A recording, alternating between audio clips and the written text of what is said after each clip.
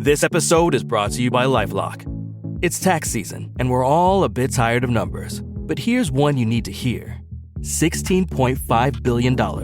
That's how much the IRS flagged for possible identity fraud last year. Now here's a good number.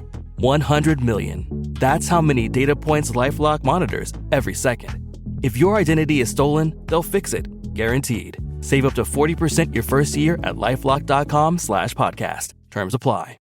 Hello, this is Simon Brew. I'm the editor of Film Stories magazine, and a very warm welcome to the Film Stories podcast. Come with me. And I show you how deep the rabbit hole goes. And movies that had stories. That the story just sucks them in. This is just the beginning. Stories. We would be honored if you would join us. Hello, and a very warm welcome to Film Stories with Simon Brew. I am Simon Brew, that's everything you need to know about me. The aim of the podcast, well, I'm here to talk of the stories of movies. Title does sort of give it away. I tend to talk about development stories, production stories, behind-the-scenes stories, marketing stories, release stories, all the little bits and bobs that go to make the films that we know and love, sometimes love, just that really, the films that we know and sometimes love. I tend to choose relatively mainstream films for this podcast. They're films I've got some degree of interest in as well. I'm not interested in punching down or being snarky about stuff I don't really like. So there has to be something to virtually every film that I've covered in the podcast today. And that's the case again with the two films I've picked for this particular episode.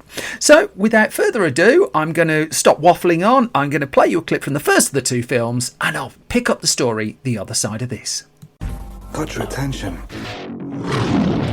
Tell me what you know of James Bond. He'll light the fuse on any explosive situation. Show me the diamonds. Don't blow it all at once. What happened to you? Bond. And be a danger to himself and others. I'm going to let him mix things up a little. My friends call me Jinx. My friends call me James Bond. Wow, now there's a mouthful. Who sent you? Your mama.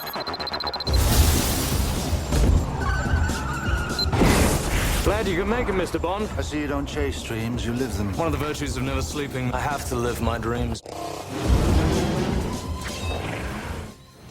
That then was a taste of 2002's James Bond adventure Die Another Day, directed by Lee Tamahori, written by Neil Purvis and Robert Wade, based of course on the character invented by Ian Fleming. Pierce Brosnan in the role of James Bond, Halle Berry as Jinx, the villain role taken by Toby Stevens, Gustav Graves, Rosamund Pike in the cast, Judi Dench, John Cleese, Michael Madsen, Will-Yun Lee, and Colin Salmon and Samantha Bond, all amongst the extensive ensemble for this particular film. Now, I've assembled the story that I'm about to tell you from a wide variety of sources, from the DVD special editions, from Matthew Field's excellent book Some Kind of Hero, the remarkable story of the James Bond films, from the Commander Bomb website, from MI6 HQ, an assortment of interviews that I've been sorting through, and so full credit to them. The story of this one started inevitably, as is the case with Bond films, after the last James Bond 007 adventure, in that case 1999's The World Is Not Enough, directed by Michael Apted, a film that had a mixed critical reception but was a huge commercial hit. As is the case with each of the Pierce Brosnan Bond films, and it's easy to forget this in hindsight, each one of them was more successful than the one beforehand, and each was getting to the point where it was the biggest Bond film of all time. So it was onto the job of the 20th Bond film, and the idea at first was to keep up with the 2-year cycle that had been running for Pierce Brosnan's tenure in the role. That GoldenEye was 95, Tomorrow Never Dies was 97, World Is Not Enough 99. So logically, the 20th Bond film should have been 2001. But with the 50th anniversary of the first Bond novel coming up in 2002, and the 40th anniversary of the first Bond film, Dr. No, also in 2002, they decided to buy themselves another year. That didn't stop the whole production from being something of a rush to the finish line. But one thing they were certain of from the off was that Pierce Brosnan was going to be their Bond. That, in fact, in the year 2000, as development in earnest started on the new film, there was even talk of Brosnan signing up for 4 more James Bond adventures, which would have seen him play 007 7 times in all. The idea at that point was to have the 7th film released in 2007, and he would be the joint longest running Bond at that point. Development work had begun in the middle of 2000, and a little bit, as is generally the case, the next film is a slight reaction to the one before. There had been a feeling that The World Is Not Enough had gone a little bit dark, a little bit dense when it came to the plot. It also has a very terrible last line, but they wanted the idea was something a little bit more open, a little bit more action driven, and something that was going to be a lot more expensive. That was clear from the start. In terms of directing as well, Eon Productions, the company behind the Bond films, who was in partnership with MGM, the studio behind the Bond films, well, Eon was pushing for Michael Apted to return for another stint behind the camera. And in fact, the story is that Apted was indeed invited to return and accepted the idea of doing another Bond film, but it was MGM who put a stop to that. That Eon wanted Apted, MGM didn't. And in fact, it was going slightly more, it was looking, I'd love to say slightly more ambitious, but it was looking to directors such as John Woo and Tony Scott. Brett Ratner at one point was said to have had a chat about it, and Eon wasn't particularly keen with MGM choices, and MGM wasn't particularly keen with Eon's choices. Other names in the mix, Stuart Baird and Stephen Hopkins, I picked up that their names were being bandied around. Also bandied around, this was full-on internet rumour era, were some rumours about which direction the film would go in the absence of official news from Eon. People just made stuff up. There was Brosnan had said in an interview in The Guardian that he was interested in the new film to be part set in Ireland, and then spun off that there were rumours that the film would have an IRA plot, and in fact a Guardian report said script rumours suggest a possible plot of a quote cuddly unquote IRA allying itself to its former enemies, the British security services forces, and a fully decommissioned IRA would help MI6 rescue the British Prime Minister from the clutches of dissident Republicans bent on wrecking the fragile peace process. That was one rumoured plot. To the surprise of nobody, that didn't make it to the film. The Mirror threw in a cracker of a rumour. You can always trust a British tabloid, right? Because it said Steve McFadden from EastEnders, who plays Phil Mitchell in the popular soap opera, was being lined up to play the villain. And I love the report on the Commander Bond website where it just said, "We can now confirm that this news is false and that Steve McFadden is not under consideration for any role in James Bond 20. There was rumour also around the time that Gerard Butler, who then had just starred in Dracula 2000, had been sounded out about replacing Brosnan as 007 when Brosnan hung up his tuxedo. This was said to be false, but just in the week or two before this podcast was recorded, Butler's actually come out and said a conversation did take place. In the midst of development as well, the Austin Powers series was box office gold, and the third Austin Powers movie, Goldmember, I've talked about this on the Film Stories website. Well, it was recruiting a possible James Bond for it because Brosnan was courted for a role in that film, but there would be legal shenanigans between Eon Productions and the Goldmember team that at one point looked like they were going to block the release of the Austin Powers film for getting too close to the James Bond series that it was lampooning. Further names on the director rumour mill. Brian De Palma was said to be interested in taking the film on. Pierce Brosnan dropped in the name of Ang Lee at one point. But eventually, in the middle of 2001, it was announced that Lee Tamahori was in the running for the film. And Tamahori had just come off the film The Edge. He'd done that, so he made the jump to Hollywood. But he came to prominence off the back of the hugely acclaimed Once Were Warriors. It took a lot of persuading for MGM to sign Tamahori up. That Barbara Broccoli in particular was really pushing for him to be the director of the film. And it got to the point where it was taking so long to seal the deal that Tamahori was considering walking away from the project. But ultimately he signed on the dotted line. It wasn't the easiest working relationship at first that he had with Pierce Brosnan. I think that's been discussed since. And it would take a while before they came up with a good working relationship. But they did find one. And by the end of the film, they were very, very much on the same page. In terms of the screenplay, well, that was going back to the longtime Bond writers Neil Purvis and Robert Wade. At one point, they were looking at, they were influenced by the idea of doing a Cold War espionage thriller. They've been fairly candid about that. And the bit that gave them the idea that would ultimately lead to the script we got for James Bond 20 was former American President Bill Clinton describing the zone between North and South Korea as the scariest place on earth. That set off something in their heads. They went ahead and pieced together a screenplay off the back of that. When Tamahori came in, he took a look at the script and wanted several changes to it. In fact, Tamahori was the person who was pushing for the infamous CG kite surfing stunt sequence that we get in the film. He also had an assortment of suggestions for the film. Some would be taken, some wouldn't. But whilst all this was going on, there was the small matter of the casting for the movie. That we were now, mid 2001, and filming was due to start at the end of the year.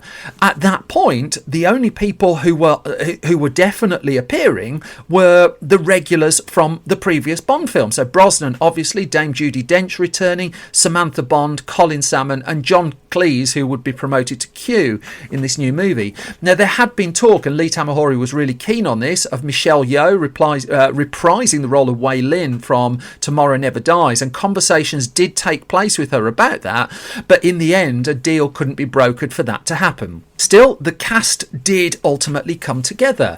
Halle Berry, who takes on the role of Jinx in the movie, well, she was a suggestion of Lee Tamahori, and he'd been taken by her in the film Swordfish, and she landed the role in Die Another Day, as it would ultimately become known, before she won her Oscar for Monsters Ball, the independent film that landed her a Best Actress gong. For the lead female role, meanwhile, auditions were going on with Saffron Burrows. Salma Hayek was rumoured to be auditioning for the film, Sophie Ellis-Bextor. For a lot of the screen tests and auditioning work, Pierce Brosnan wasn't available, so Colin Salmon would stand in for that process. And ultimately, it was Rosamund Pike who was signed up for the movie. Now, she signed up very late in the day, as did Toby Stephens playing the villain of the piece. And Rosamund Pike talked about her audition for the James Bond film in an interview with Amazon Audible, and she talks about it being a really uncomfortable experience. She said, quote, "My first audition was for a Bond film, and I remember them saying I was to drop my dress and appear in my underwear." And Pike said, "On the day, I don't know how I got the resolve and strength of mind, but I just thought, actually sod that, if they're going to see me in my underwear, they better give me the job. So I thought, there's no way I'm going to take off a dress in the audition for this tape to be sent around Los Angeles and to be judged on that." She said no, and she would ultimately land the role in the film of Miranda Frost. Toby Stephens, meanwhile, he'd worked with Dame Judi Dench in the Royal Shakespeare Company, and he'd built up quite a reputation for his theatre work. He would also take on, he was gradually taking on film work. He would appear in the film of Twelfth Night that came in 1996, and he took on the role of Gustav Graves. He was cast relatively late, and he was in his early 30s when he landed that role, and so in terms of a Bond villain, I think even to this day, he's the youngest to this point to take on that part in a movie. The casting of Pike and Stephens was part of the resolve on the part of the production to look for young British actors who weren't that familiar to cinema goers, that they'd done their work away from the big screen, so that the audience didn't meet them with degrees of expectation, and that they could launch this new talent in the midst of a huge Bond film. Finally, it looked like the show was going to be on the road, with filming due to start at the start of 2002. But according to the Bond Files book, actually, there was one possible further delay that could have hit them, and there was talk of an actors' strike in the UK, and that would have disrupted the early parts of filming in the movie. But Eon Productions was said to have come up with a deal with Equity, the acting union in the UK, that said that if the acting disagreement wasn't resolved, that Bond was still clear to go ahead. Some early production work nonetheless went ahead in December 2001 in Hawaii. That was second unit stuff. But filming would begin formally on January the 11th, 2002. As always, it would the start of production would be marked with an official press conference at which Pierce Brosnan was present and correct. And it was revealed that the film was going to shoot in the UK, shot in Cornwall at the Eden Project, amongst other locations. It would be based out of Pinewood, Hollywood, as virtually every James Bond production has been. It would shoot in Spain. It would shoot in Iceland. There were locations in the film that they wanted to cover that they wouldn't go to. So they wanted to do Cuba, but in fact they ended up shooting interiors in Hackney. That's revealed on the DVD commentary. And Brosnan confirmed at the start of production that he planned at that point to be in at least 2 more James Bond films. It was all full steam ahead. The budget for the movie was set at around $140 million. Hugely expensive, but MGM&E on reason that's going to be a good return. And so off they went. So various bits and bobs from the shooting of the film. I mean, a good chunk of the film, for instance, is based in Iceland. But none of the principal actors, none of the lead actors, certainly not Pierce Brosnan, ever set foot in the country during the filming of the movie. That Lee Tamahori was, I mean, this is fairly common with Bond films. He was mixing studio work and location work. What Tamahori was keen to do was embrace CG, perhaps more than any Bond director before or since for the film as well. And this would be something that would come and bite it on the bottom a little bit down the line. I'll come to that shortly. It's worth noting that the expense of the film was also offset by an awful lot of product placement. It was said that around $70-80 million was raised just by product placement in the new film. The mix of practical CG and studio stuff, well, even the opening sequence goes to that as to how much blue screen work they were going to need. And as subsequent high definition versions of the film have been released on home formats, I think it's relatively clear as well that you look at the opening of something like Spectre, and Sam Mendes, the director of that, I mean, he glued that sequence together in various places, but I think it's far more seamless than you get at the start of Die Another Day. Even the elements in that opening that were practical as well, there were some really tricky things that they had to contend with. In particular, there are hovercrafts in the opening sequence. And Vic Armstrong, the legendary stunt coordinator, second unit director, and a writer of a memoir that I'm also drawing on for this particular story, well, he reported to Lee Tamahori that the hovercraft couldn't do what they wanted to do, that they were going to be an integral part of this opening sequence, but you had to make your change of direction in a hovercraft a long way ahead of when the actual thing would start to turn, that you turn the controls and then it was a little while before the thing would actually move where you wanted it to move. And so there was an awful lot of juggling to get that opening sequence right, and it was a very, very tricky one to put together. There were further delays too early in the film. I don't think it's a big secret to suggest that one of the plot points of the movie is that Bond is captured and returned after over a year in captivity. I'll come to that shortly. But part and parcel of realising that was that Pierce Brosnan needed to get all furry and have a very big beard. And this led to him having to do 3 hours of makeup work every day to have all his new facial hair attached to him. And that added a further tension and a further delay to the shooting of the movie. What also didn't help was when the movie went to Cornwall to shoot some sequences. Some of the ocean sequences are shot in the Cornwall area as well.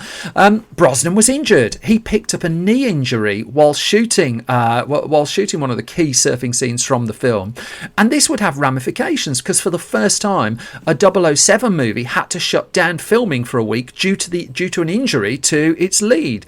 Now, Daniel Craig's picked up multiple injuries on Bond films, but it's never led to the whole film having to shut down for a week. But Brosnan was so integral to what they were trying to shoot that there was no way around it. And in fact, again, The Guardian reported in February 2002, Brosnan's been injured on the set of Bond 20. He suffered a knee injury during the shooting of an action sequence. He'll be out of commission for a fortnight. This will not affect the film's planned November release date. For at this point, that is when the film was due to be released, November 2002. They'd started filming it 11 months before that release date. Bond films tend to do this. It makes the post-production a little bit hairy and the editing going round the clock. But things were soon back up and running. Then Halle Berry got an injury as well when a stunt smoke grenade went off. I have to clarify, it's a stunt one. I mean, crikey, what am I doing? And debris from that flew into her eye to the point where she had to have an operation to remove that debris as well. By the time the production got to March of 2002, it'd been going for a couple of months, various announcements were then made. That, first of all, that Madonna was going to be the title song, but at that point, the name of the film hadn't been announced. In fact, when Madonna signed on to do the film, it looked like she wasn't told what the name of the film was at that point either. Madonna also was interested in appearing in the film, and she would record what would basically be a cameo role as a fencing instructor in the movie. Once they knew Madonna was going to take that role on, a special black leather fencing course, it was designed especially for her, even notwithstanding the fact that fencing instructors don't tend to wear black leather fencing corsets. I'm not hugely versed and experienced in either, so I can't say that for absolute definite. But she came in for one day to do her role. She filmed it for 8 hours on a Sunday, and I think it's revealed in the disc commentary again that Madonna's writer came in and penned lines for her rather than going strictly with the screenplay that had been written. That whole fencing sequence, meanwhile, well, that was a tricky one because of the aftermath of Brosnan's injury. Because he was injured relatively early in filming, there were various sequences where they had to be wary that their leading man was carrying an injury. There's a sequence in the film where lots of sprinklers go off, loads of water around, and they were cautious of the fact that Brosnan the floor was really slippy, and they couldn't afford Brosnan to slip and re-injure himself and delay the film again. He didn't, but this was kind of the thing that was at the back of their mind. That fencing sequence between Brosnan and Toby Stevens, originally they were going to do that with stunt doubles, again because of the injury to Brosnan's knee. But Tamahori talks in the commentary about how they were able to shoot it all in quick bursts because Brosnan was able to very quickly pick up the action beats that he needed to hit. And as it turned out, the pair did around 90% of that particular fight themselves. Again, they tried to be practical wherever they could, and that's one example where they did. One of the most infamous scenes in the movie, is worth noting, is when Halle Berry steps out of the sea, a very obvious callback to Ursula Andress in earlier Bond, and in fact the film has lots and lots of callbacks to earlier Bond movies and lots of things for fans to latch onto. They were very conscious of the fact they were making the 20th Bond film, and it was the 40th year of the Bond films, and Lee Tamahori is very keen just to put in lots of little Easter eggs there as well. Berry actually filmed the stepping out of the sea sequence on the day she learned she got her Oscar nomination for Monsters Ball, and she would go on to win the Academy Award for that.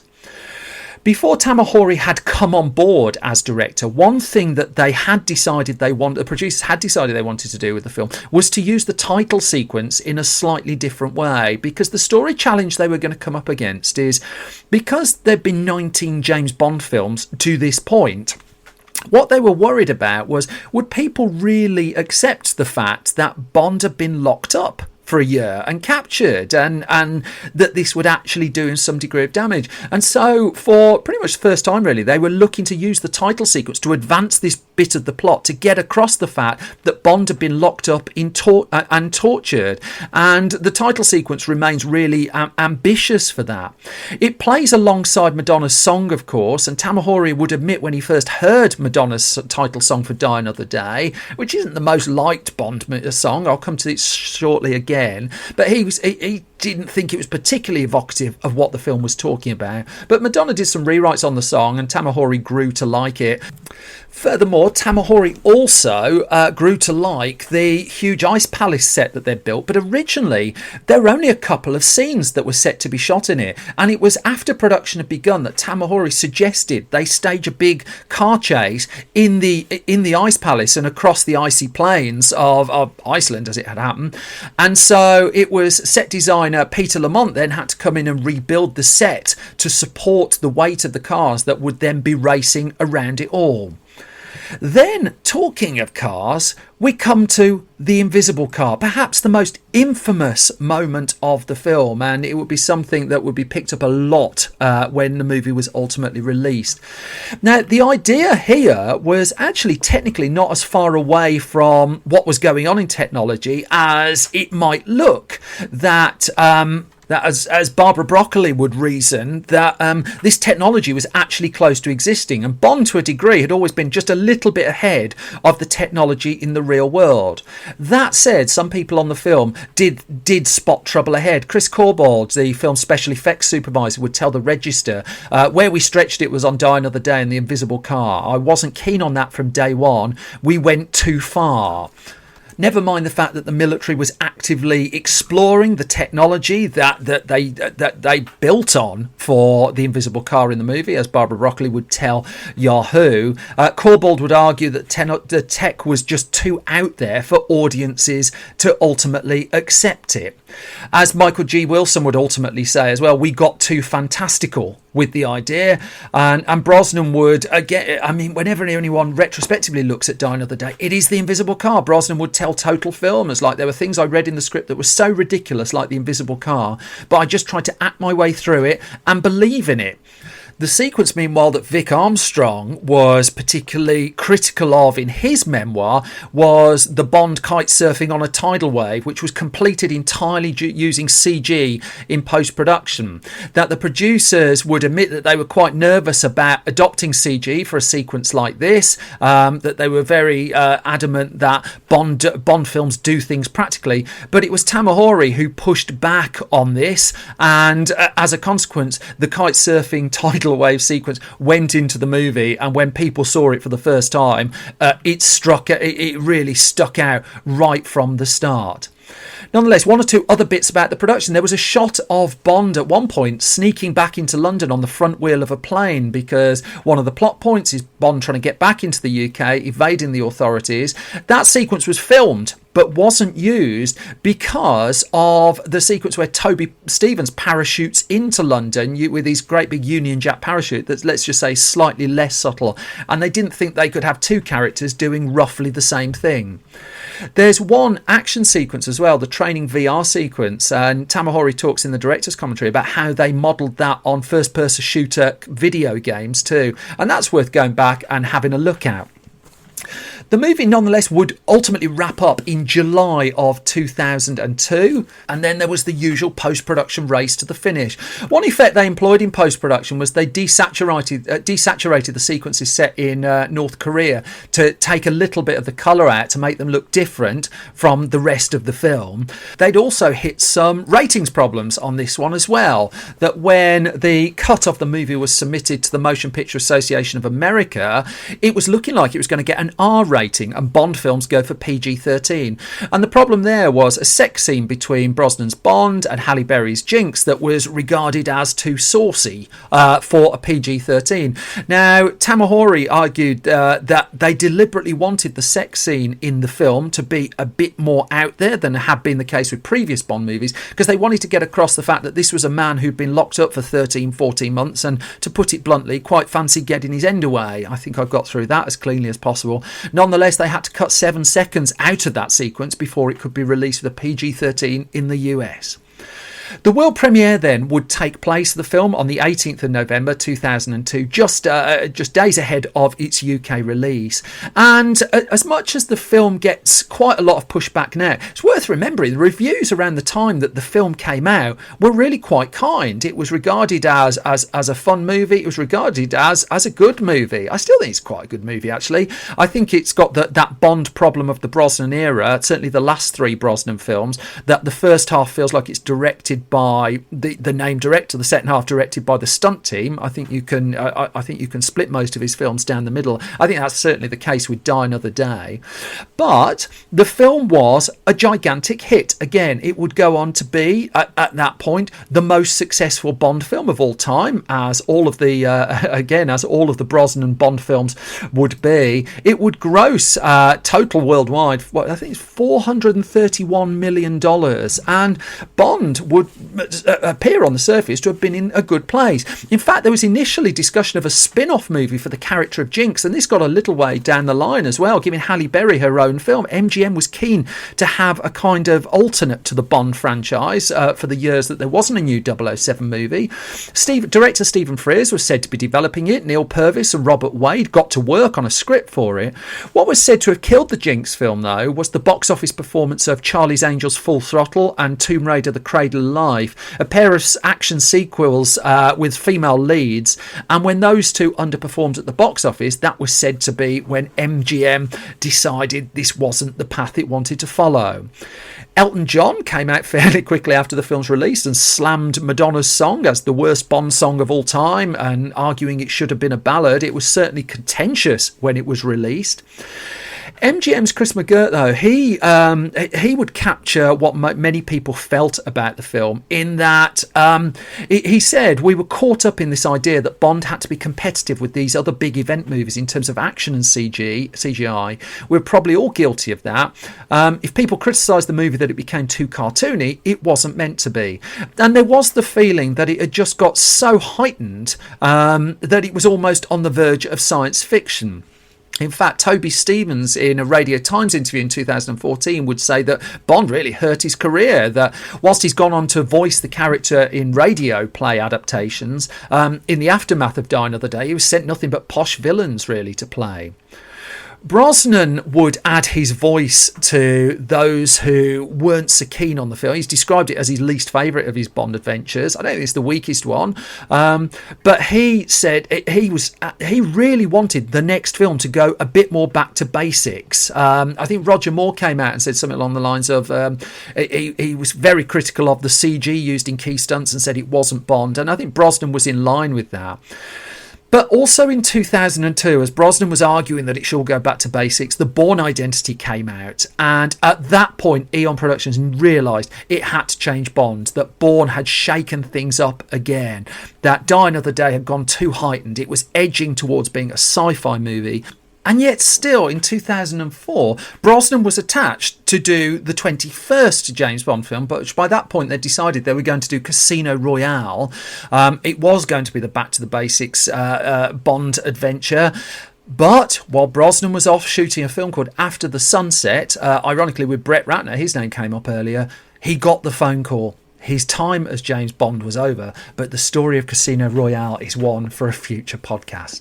Which brings me to the halfway point of this latest episode of Film Stories. I waffled a lot. I'm already running miles behind, so I'll get through this bit quickly. If you like this podcast, I'm an independent podcast producer. I'd hugely appreciate it if you could subscribe at your podcast host of choice. Likewise, if you can leave me ideally a hugely positive review. All of that stuff is absolute rocket fuel to me. I don't have a marketing budget. I don't have a big team of people. It is me. It is my trusty laptop. It is a microphone, and that is all I've got. I rely on your word of mouth, and thank you so much for it. Ideally nice word of mouth.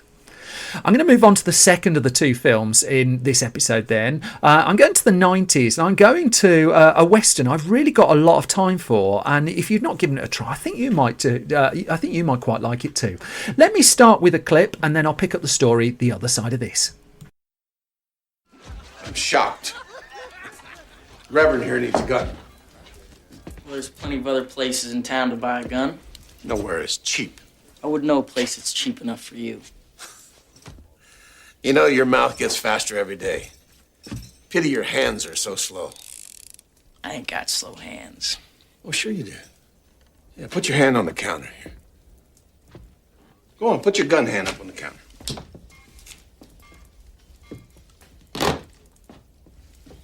Look at this, Court. Here's a gunfighter's hand, and here's a farmer's hand. I ain't got no farmer's hands.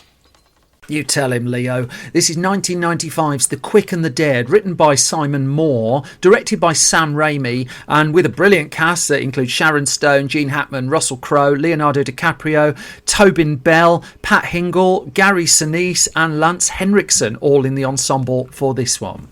Now, in the early 1990s, the Western had something of a resurgence. I'd encourage you to seek out Quigley Down Under if you're looking for the Alan Rickman villain role no one talks about. That's a good film.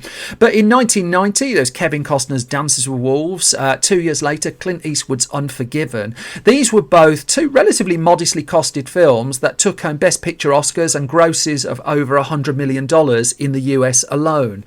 They also sparked a mini revival in the Western.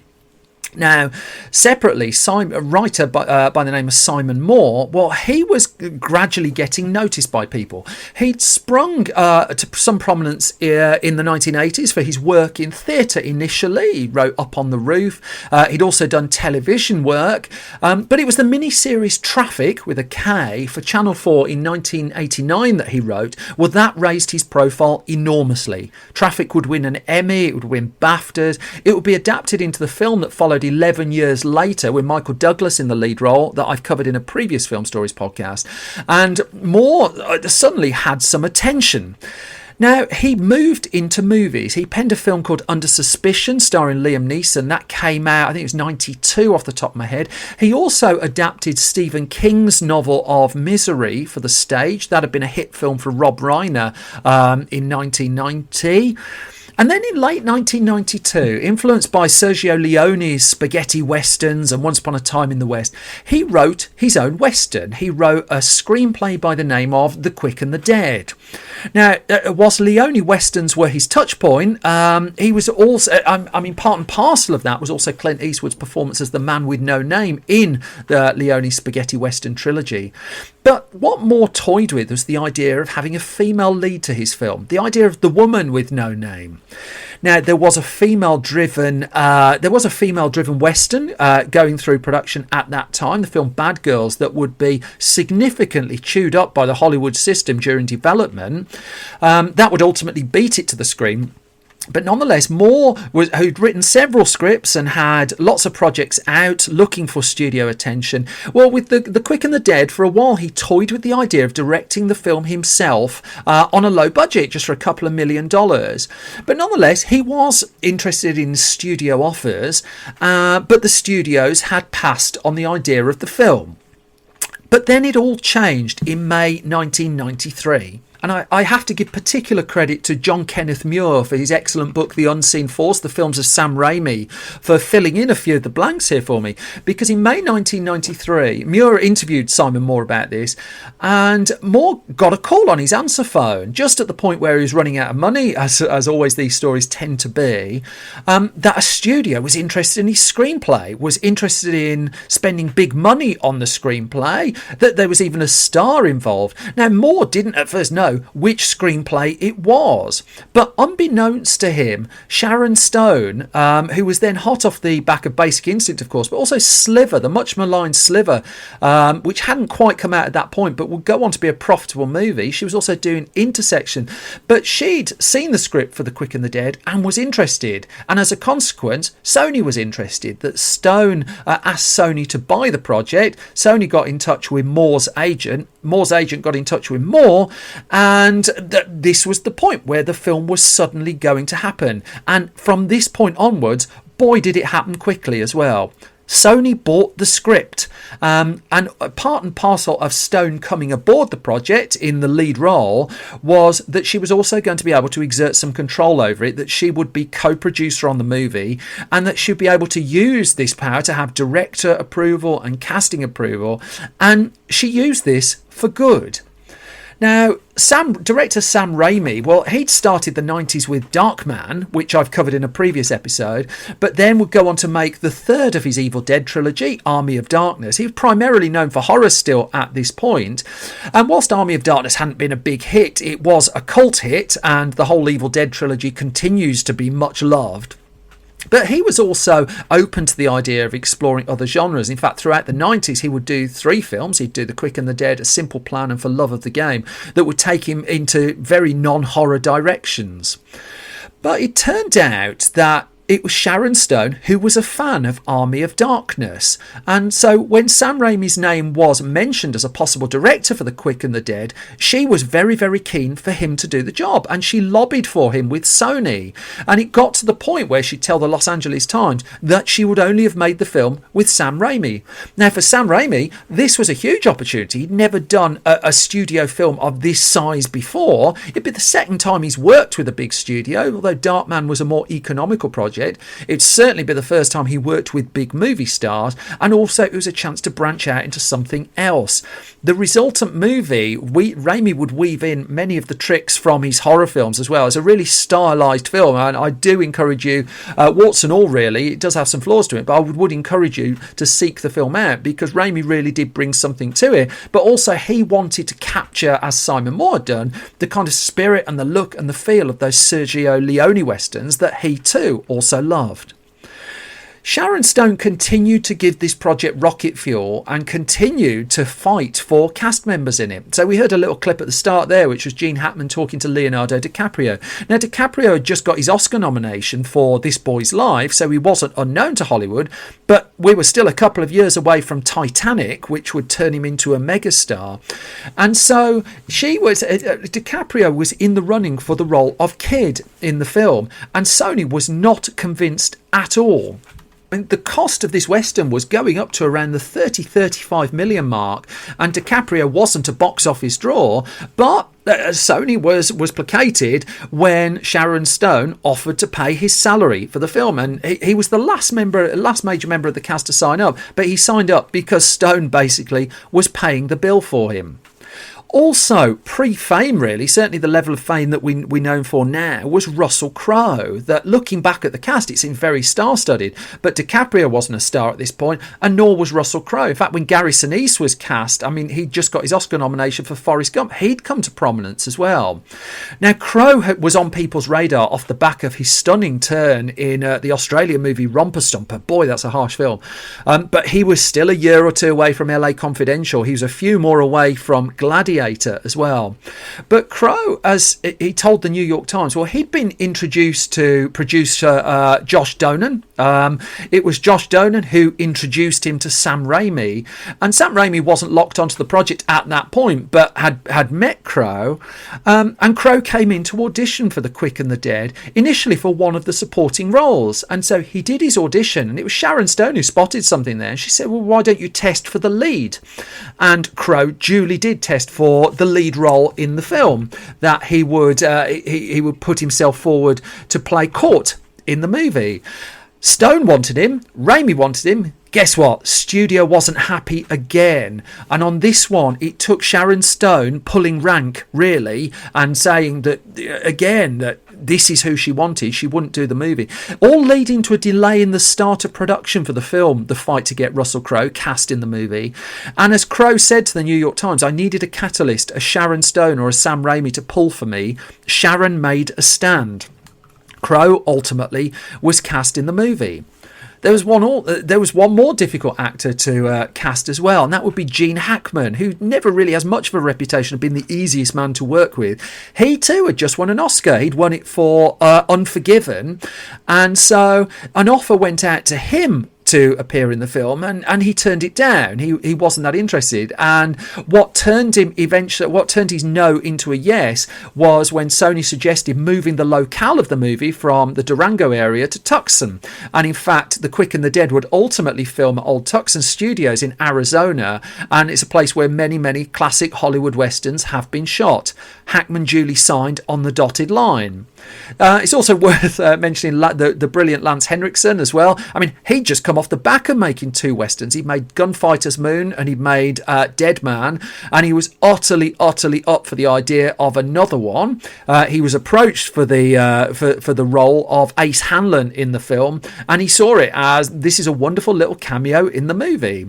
But before things could get to production, there were still problems over the script. That Simon Moore would say in Jim Muir's excellent book that Stone, for instance, didn't pay an awful lot of shrift to him, and Simon Moore was working out where the screenwriter lived in the hierarchy of Hollywood films. The studio wasn't giving him a lot of shrift either, although it's worth noting that Sam Raimi really did go out of his way to keep him involved. But there were a lot of pressures on this now, especially as the film was getting more expensive, and it had one of the world's biggest movie stars at that point Sharon Stone in the lead. So Sony wanted a more conventional Western, certainly as the cost of the film escalated. But also, you've got these strong actors. You've got Gene Hackman, you've got Russell Crowe, and they wanted rewrite work. They wanted their roles beefing up. They wanted the dialogue changing. In the midst of it, as Jim Muir tells, Moore's girlfriend got ill, and so Moore's from the UK, and this was a big, traditional American film, really. And so he flew back to the UK to be with his sick girlfriend for a weekend. And while he was away, Sony fired him from the film. That's nice, isn't it? It then hired John Sayles, who was legendary for his rewrites in the 90s, to come in and do a new take on his screenplay. But the problem there is what John Sayles did was he made it a lot bigger. He put in a lot more classic Western conventions into the movie. But now the film was going up to 2.25 hours, and nobody really wanted that either. And it got to the point where 3 weeks before filming began, studio called Moore back in to fix the problems with the rewrite that Sayles had done. Moore fixed the rewrite by basically taking out pretty much everything Sayles had put in. Basically what Sony had done was spent a chunk of money to bring in this expensive script polisher, and he's a brilliant writer, John Sayles, and then this delayed things and also cost them money, and they ended up back where they started. Moore, it's worth noting, wouldn't be on set of the film during filming, but Raimi would keep sending him updates on the movie and would keep him involved. Finally, the film was ready to go before the cameras, and as Variety would report, TriStar is reportedly betting on Raimi to add his usual tongue-in-cheek spin to the Western genre, and that was his intention as well. That filming would begin on the 21st of November 1993. It would run through to the end of February 1994, and Raimi was taking the Sergio Leone influences really seriously, and he was really taking them to heart. That he liked the idea of this setting in the middle of nowhere with really horrible characters in there. He wanted real accuracy as well, that he wasn't content with having the usual collection of prop guns, that he wanted guns in the movie, because this is a shootout movie really, to be accurate for their time, and that took a lot of searching. And also because they were using weapons from the 1800s, that also took a lot of extensive training for the actors to use them. By the time filming began in 1993, the actors had done several weeks of training for it. Also, though, they were they were hurt to a degree by the elements as well, that they were shooting the autumn of 1993 through the winter, and then at one point snow started to fall, which they hadn't predicted, and so because this is very much a location film, they had to wait for the snow to clear before they could get back in and do their filming. In early 1994, a major earthquake hit Los Angeles as well, and so production had to shut down again at that point so that the cast and crew could go back. Most of them lived in Los Angeles, and they needed to go back home to check that their friends, family and possessions were all okay. Raimi, though, when the film was shooting, he was very open to ideas, and if anyone did come up with an idea, he was happy to work around that as well. Lance Henriksen talked about that, about how his character, he had the idea of his character shooting a card out of a kid's hand, and he wanted it to be a bit more than that, and as a consequence, there's a horse trick involved where Henriksen flips off a horse backwards, and so he showed Raimi that he'd done it, and so when Raimi saw it, he as Henriksen said, he just jumped up and just said, that's in the movie. And in fact, Raimi would then hire a magician to teach Lance Henriksen further card tricks that his character could use as well. The extras were brought in from the Tucson area, and they got people who were seeking employment. As casting director Cicely Jordan would say, they wanted people with, quote, with a million miles on their faces. There were moments of improvisation in the film as well. There's a moment in there where Hackman's character slaps Sharon Stone's character, and that was an improvisation. And what you see in the movie is Stone's legitimate reaction there to something she wasn't expecting in the film. But as they were coming towards the end of production, there was some concern still over the ending.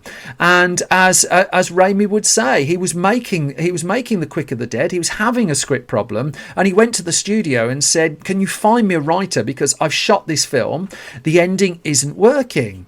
And so the person that Sony suggested to Sam Raimi was Joss Whedon. And Joss Whedon at that point was in the midst of Buffy the Vampire Slayer, and a meeting was arranged between Raimi and Whedon. Whedon saw the footage and was asked basically to solve the problem of the film's ending. And Whedon did that. Raimi quoted as saying, I met Joss, he saw the movie, he helped me solve this ending in one afternoon. I thought, damn, you're a good writer. I wish I could have you rewrite the whole movie and save this picture. Not that I think the picture needed saving, to be fair, but there was just some concern about how it was all going to wrap up. The movie did wrap up at the end of February 1994, but it was still going to be a little while until it was released. There was some time in post-production on this one. In fact, it wouldn't get its American debut until February 1995, so they'd have a year to put this together, and also a February slot. Certainly in the 90s, something of a graveyard slot really for studio movies, and it tended to January and February tended to be the places where studios put the movies in which they didn't have an awful lot of confidence. The film, As We Die Another Day, also had some battles with the Motion Picture Association of America, in particular a sex scene that had been shot in the movie that was ultimately cut out of the American release of the film because the MPAA wasn't particularly happy with it. But nonetheless, it was pretty much ready to go. It's only in the US, actually, that the sex scene between Stone and Russell Crowe was ultimately cut out of the film. By the time the film came to home format, that was back in the movie. The film got a mixed critical reception from reviewers in the end.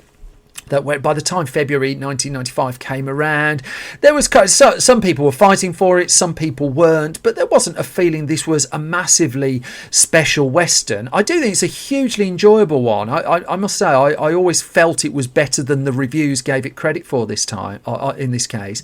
But nonetheless, this was a film that had cost, 35 million to make, and it opened in the US with, its opening weekend was $6.5 million. It was regarded fairly quickly as a commercial disappointment. To give you a flavour of what it was up against that opening weekend, it was beaten to the #1 spot only just by Universal's Billy Madison, starring an up-and-coming comedy talent by the name of Adam Sandler. This was before major fame Adam Sandler as well, but Billy Madison took the top slot. They both knocked Legends of the Fall off the top of the chart. Other films that were around at that time, Shallow Grave got its US release that weekend. Before Sunrise was in the chart, Murder in the First, Dumb and Dumber had held over from Christmas, Boys on the Side, Little Women. So there's still some holdovers from the Oscar films in there, as well as a smattering of studio releases. But ultimately the film would gross about $18 million worldwide, and it wouldn't be the movie star headlined Western hit that Sony had been hoping for. The ramification of its perceived box office disappointment, I'm loath to say failure because I don't think it failed. Well, Sam Raimi for one took it a bit to heart, that he would wonder if the stylised approach he'd taken to the picture really had done it harm, and in fact it would be a good few years before he would tackle his next project, which would be A Simple Plan. But also this was the point where Hollywood was kind of losing its temporary love affair with westerns that after Unforgiven and Dance to the Wolves had proven to be such big hits, there weren't that many further big hits coming round from the westerns that were greenlit in the aftermath of that, the aforementioned Bad Girls being one example. That said, The Quick and the Dead continues to be successful on home formats. It's a regular catalogue re-release as well. I think it's even had a 4K Blu-ray release, and not many films have had that. And it is a film worth seeking out. It's also a really interesting stepping stone in Sam Raimi's career towards the huge blockbuster films that he'd been making in the 2000s. I've covered one or two of those before, and I'm sure I'll be covering some more in the future.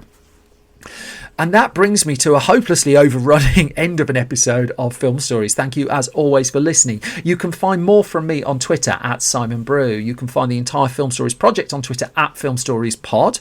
We're on Facebook, www.facebook.com/Film Stories Online. You can find a whole host of video exclusive film stories at youtube.com/Film Stories. And then there's our website, www.filmstories.co.uk, from which you can buy our magazines, Film Stories and Film Stories Junior. I'm saying Film Stories a lot here, aren't I? I must have it on the brain. But that website, well, we do every weekday loads of new stories, loads of new features, loads of film stories, basically. There, I've said it again. And with that, I will leave you in peace. Thank you so much for listening. I hope you've enjoyed the podcast. If you have, tell lots of people. If you haven't, I'm all right if you don't tell that many people. But either way, the most important thing is you all stay safe and well. Thank you for your ears. Thank you for your time. I'll be back soon with another bunch of film stories. Bye-bye.